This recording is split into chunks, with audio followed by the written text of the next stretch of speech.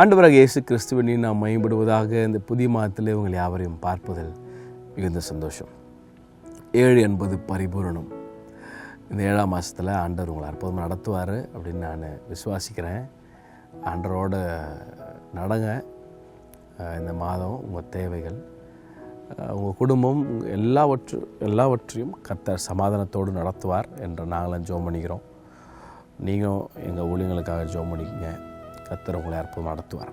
இந்த புதிய மாதத்தில் ஒரு வார்த்தையை சொல்லி ஆண்டவர் ஆசீர்வதிக்க விரும்புகிறேன். ஏசாயா 58:11 முதல் வார்த்தை மட்டும் நான் எடுத்துக்கிறேன்.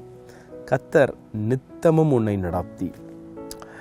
நித்தம் என்ற வார்த்தைக்கு அர்த்தம் டு த வெரி டே, கடைசி வரை. நித்தம் கடைசி வரை. ஆச்சரியமாக 6 மாதங்கள் நடத்தினார். இந்த புதிய மாதத்திலும் நித்தமும் நடத்துவார். அப்படின்னா பிரச்சனை வந்தாலும், போராட்டம் வந்தாலும், தேவைகள் இருந்தாலும், அதனுடைய அடுத்த வசனத்தில் காலங்கள்லாம் பார்த்தீங்கன்னா, வறட்சியான காலங்கள் வந்தாலும், எலும்புகள் பலவீனமான நேரங்கள் வந்தாலும், எப்பேற்பட்ட அனுபவங்கள் இருந்தாலும் நித்தமும் நான் ஒன்று நடத்துவேன்றார்.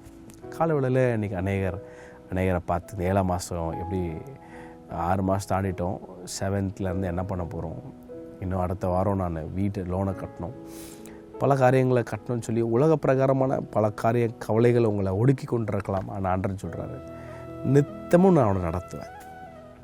இந்த புதிய மாதத்தில் ஏசப்பா நித்தமும் நடத்துவார். இன்றைக்கி அதை ஃபுல்லாக அறிக்கை பண்ணுங்க. இன்றைக்கி மட்டும் இல்லை, வாழ்நாள் முழுக்க அதை அறிக்கை பண்ணுங்கள். நித்தமும் God will continually guide meன்னு இருக்குது.